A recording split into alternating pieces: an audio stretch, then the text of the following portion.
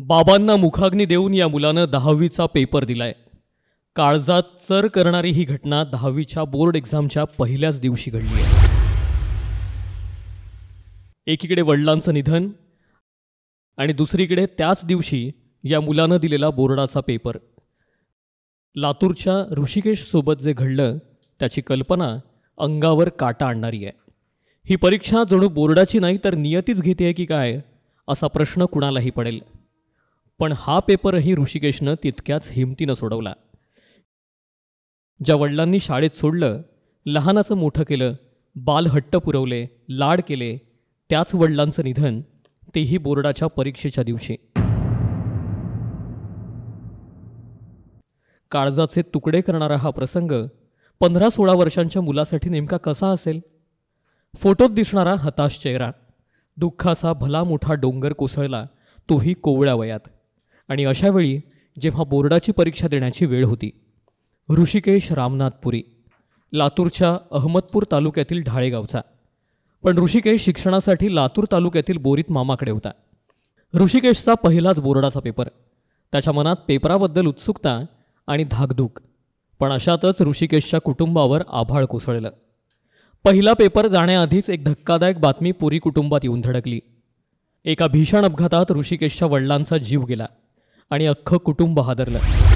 10वीचा परीक्षेचा पेपर ज्या दिवशी, तेव्हाच हे होणं आणखी भीषण होतं। कारण अख्खं वर्ष ज्या परीक्षेची तयारी केली, त्या परीक्षेला जायचं की नाही, वडील महत्त्वाचे की परीक्षा, आता पुढे काय करायचं, काय निर्णय घ्यायचा, एकामागून एक प्रश्नांची भली मोठी रांगच रांग।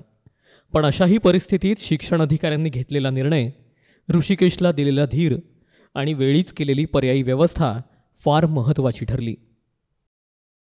सकाळी 10:30 वाजता ऋषिकेशच्या वडिलांवर अंत्यसंस्कार होणार होते। ऋषिकेश मामाच्या घरून 100 किलोमीटर दूर प्रवास करून घरी आला होता। पण इथून परीक्षेला जायचं म्हटलं तर पुन्हा 100 किलोमीटर प्रवास करावा लागणार होता। सकाळी 10:30 वाजता वडिलांवर अंत्यसंस्कार आणि सकाळी 11 वाजताचा पेपर। एक्झाम सेंटरवरती पोहोचणं निव्वळ अशक्यच। पण ही सगळी परिस्थिती शिक्षण अधिकाऱ्यांना कळली आणि ते ऋषिकेशच्या मदतीसाठी धावून आले। त्यांनी ऋषिकेशची भेट घेतली, त्याला धीर दिला आणि ढाळेगावातच ऋषिकेशला परीक्षा देण्याची परवानगी दिली।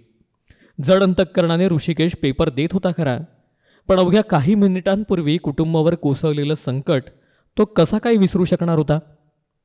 पाणावलेल्या डोळ्यांनी ऋषिकेशने पुन्हा पेपर दिला। हा फोटो त्याच परीक्षा केंद्रावरचा आहे। ऋषिकेशला धीर देत त्याचं सांत्वन करणारे शिक्षण अधिकारीही तुम्ही पाहू शकता। नियतीने ऋषिकेशची एकाच दिवशी 2 वेळा परीक्षा घेतली। या संकटातून सावरण्याचं बळ त्याला मिळव। परीक्षेत तो पास होईल नाही होईल हे महत्त्वाचं नाही, पण त्यानं परीक्षा दिली, इथंच त्यानं अर्धी लढाई जिंकल्यासारखं आहे, यात वाद नाही। लातूरहून संदीप भोसलेसह ब्युरो रिपोर्ट, साम टीव्ही न्यूज, मुंबई। देश विदेशातील प्रत्येक घडामोडींचे लाईव्ह अपडेट मिळवण्यासाठी आता साम टीव्हीच्या सर्व सोशल मीडिया प्लॅटफॉर्मला लाईक, फॉलो आणि सबस्क्राईब करा। तसंच सर्व नोटिफिकेशनसाठी बेल आयकॉन प्रेस करायला विसरू नका।